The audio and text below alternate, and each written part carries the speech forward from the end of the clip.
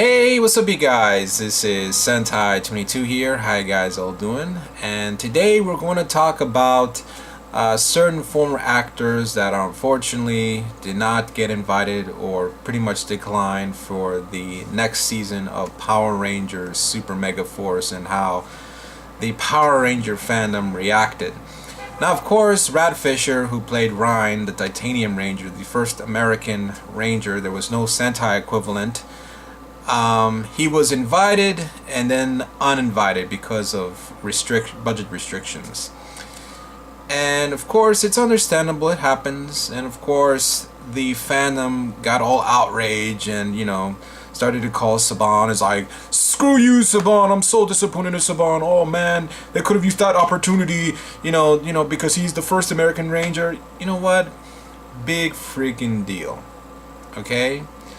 As I said before, don't expect too much from Super Megaforce, okay? Just be happy with what you got. If we get more of the Disney era actors, that's fine. At least they're available around the area where Power Rangers is filming. It's in Auckland, New Zealand, so most of the actors are around the area, former Power Ranger actors. But, that doesn't necessarily mean to not give up hope. I mean, they might bring some of the some actors from the Saban era to do a cameo if they wanted to. That's up to them. But they're probably thinking, you know what, maybe that's not such a good idea. But some at the same time are like, you know what, I'll do it for the fans. You know what I mean? That's up to their own decisions. I mean, it's gonna be very difficult to try to bring a lot of the former actors that shot Power Rangers in the US to New Zealand. For example, Steve Cardenas, who played Rocky, the Mighty Morphin Red Ranger in Season 2, and as well as Blue in Power Rangers Zeo. And I'm glad that he decided to decline. I mean, they were just going to use him for one scene. Just one scene. That's about it. I mean, really? Really, Saban? You're gonna fly him all the way from the US to New Zealand for this one scene? They couldn't have made a story around the Rocky character for the entire episode, but yet one scene? Come on. Seriously. And I respect Steve Cardenas' decision because this is just ridiculous. So I'm glad that he decided not to do it.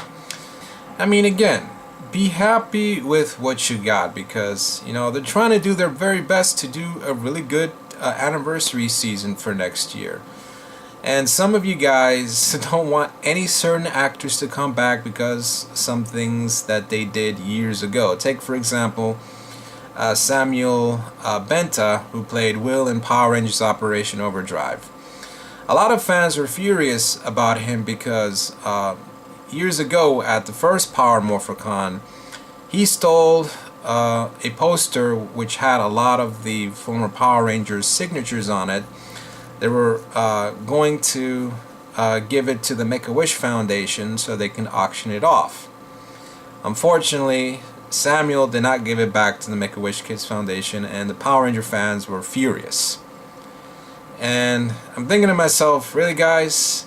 It's just a poster. It's not like he stole money. You know what I mean? Also, Power Morphicon was a convention, not a charity event. Okay? If it was a charity event, it would have been different. Okay? Also, if they were going to auction these posters online on eBay, it wouldn't make that much money so they can give it to the Make-A-Wish Foundation. It would just make a little bit of money, not that much. Power Rangers may be a big franchise, but value-wise, it's not that high. Okay? I mean, keep in mind, Power Ranger, and it still will be a small fan base, which is constantly growing, by the way. You know what I mean? And also the kids, the 6 children, they're not going to let some guy who stole a poster ruin their fun, They got more enjoyment out of that convention, meeting the former Rangers at the first Power Morphicon, meeting a lot of great people who were into Power Rangers. They got the most of their value than some stupid poster. I mean, guys, seriously, you guys should all be ashamed of yourselves.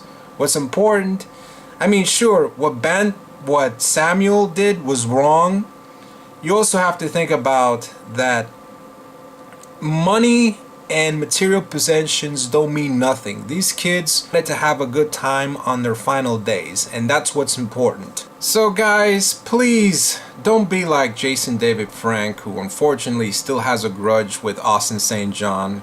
I'm not really sure if he does, but you know, the moral of the story is don't hold grudges with anyone, alright?